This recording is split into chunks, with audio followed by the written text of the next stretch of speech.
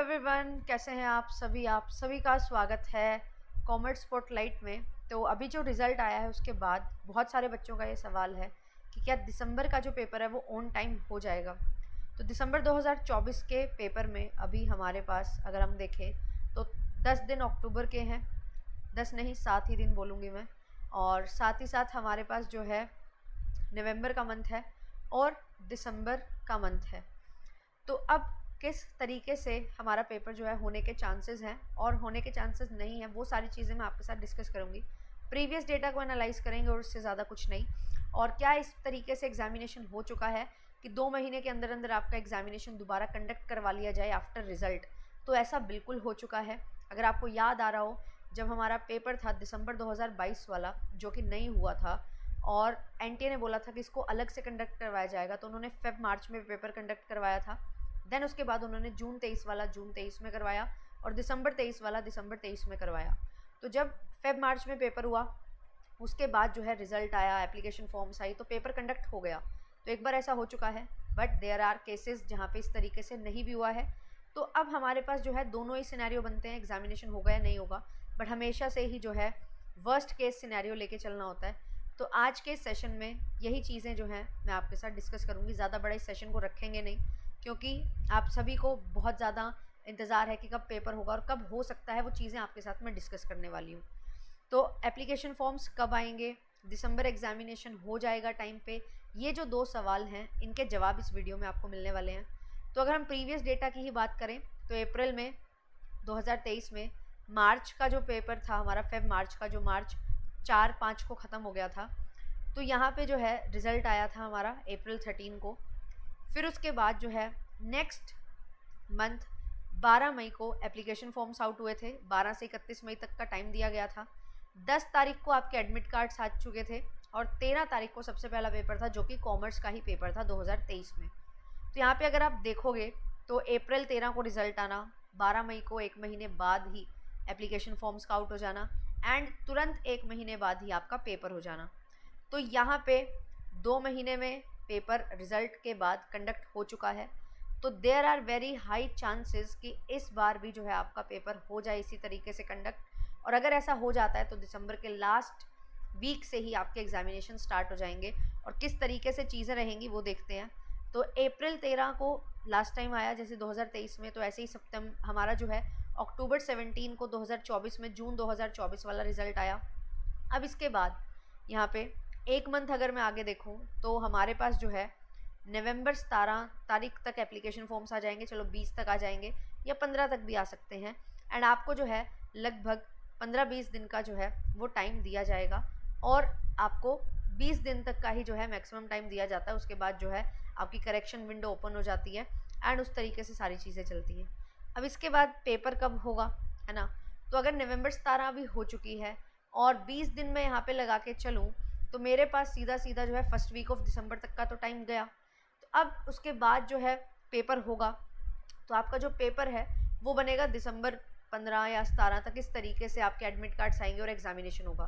तो क्या यहाँ पे चांसेस बन रहे हैं? तो बिल्कुल बन रहे हैं। अगर मैम 10-15 दिन डिले भी हो गया तो भी दिसंबर लास्ट में स्टार्ट हो सकता है। तो येस, आपका एग्जामिनेशन जो है दिसंबर के आखिरी हफ्ते में स्टार्ट हो सकता है, दिसंबर 2024 वाला। और जो है जिस तरीके से पेपर लिए जाते हैं तो 5 से 6 दिन में, 8 दिन में आपके जो है सभी 83 डिफरेंट जो सब्जेक्ट्स में एनटीए पेपर कंडक्ट करवाता है वो सब हो जाते हैं। तो बी रेडी, क्योंकि यू नेवर नो कि कब किस तरीके से एनटीए है जो वर्क करता है।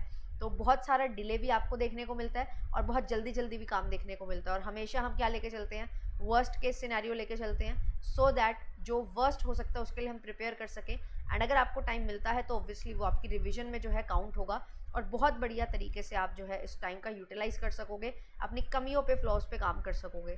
तो जो भी बच्चे इस बार जो है निराश हो रहे हैं कि हमारा तो नहीं हुआ सिलेक्शन, केवल पीएचडी हुआ या केवल नेट हुआ, तो आप सभी को मैं बता दूं कि अब जो है 2 महीने और दे दो। 2 से सवा 2 महीने में आपका ये जो एग्ज़ामिनेशन है वो बिल्कुल पूरा अच्छी तरीके से कंडक्ट होगा एंड आपके रिज़ल्ट्स आपको देखने को मिलेंगे। और आप ये समझ चुके हो कि क्योंकि बहुत ज़्यादा बच्चे जो हैं, लगभग 9 लाख बच्चे जो हैं वो अपीयर होते हैं, तो कंपटीशन बढ़ रहा है, कट ऑफ हाई जा रही है। तो उसी तरीके से आपको जो है सिलेक्शन के लिए अपनी तैयारी करनी पड़ेगी and as you know JRF अड्डा जो है वो आपके लिए 20% डिस्काउंट लेके आया है। तो JRF20 आप कोड यूज़ कर सकते हो अगर आप बैचेज़ में एनरोलमेंट लेना चाहते हो। और अगर आपका ये डाउट है कि क्या 2 महीने में मेरा सिलेक्शन हो जाएगा, तो अगर आप रिपीट कर रहे थे, है ना, इस बार रिपीट करोगे, एक बार दे चुके हो, कुछ मार्जिन से रह गए हो, तो बिल्कुल आपका सिलेक्शन हो जाएगा, क्योंकि 15 नवंबर से जो है हम अपना क्रैश कोर्स स्टार्ट कर रहे हैं एंड नवंबर में ही टेस्ट सीरीज़ आपके लिए आएगी। तो crash course and test series will give you the complete revision. और फुल कोर्स क्यों ले सकते हो आप, जिसमें आपको प्रीवियस पूरी क्लासेस मिलेंगी, पूरा बैच मिलेगा, हैंड नोट्स आपको सब चीज़ें मिलेंगी। तो वो क्यों है, 10 साल के प्रीवियस ईयर क्यों है, कि अगर आप कोई टॉपिक में कमी कर रहे हो, आपने दिया पेपर, आपको लगा कि हाँ मेरा तो सिलेक्शन हो जाना चाहिए था, नहीं हुआ, इसका मतलब आप टॉपिक जो कवर कर रहे हो वो कम है और कुछ टॉपिक में आपकी कमी है, उस पर आप काम कर सकते हो। तो अगर आपके पास पूरा बैच रहेगा तो उसमें से आप फ़िल्टर कर सकते हो वो टॉपिक जो आपके लिए नए हैं, जो आपने कभी पढ़े नहीं है, और ये 2 महीने में उन पे अच्छे से कमांड ला सकते हो।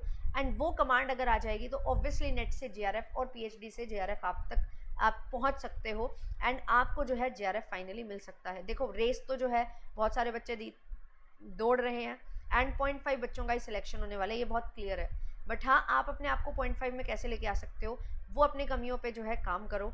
एंड ये मैंने आपको बता दिया है डिस्काउंट कोड। एंड एक और चीज़ बता दूँ, स्कॉलरशिप प्रोग्राम है, क्योंकि जो रिजल्ट आया है उसके बाद बच्चों ने बहुत अच्छा स्कोर किया, still they are not getting what they deserve. तो JRF अड्डा स्कॉलरशिप प्रोग्राम में आपके लिए लेके आया है, जहाँ पे आपको 50% तक स्कॉलरशिप है जो मिल रही है।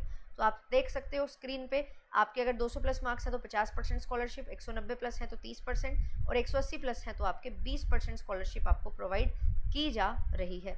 तो आप सभी को यहाँ पे जो है ये इस वीडियो के माध्यम से ये सारी चीज़ें मैंने बतानी थी।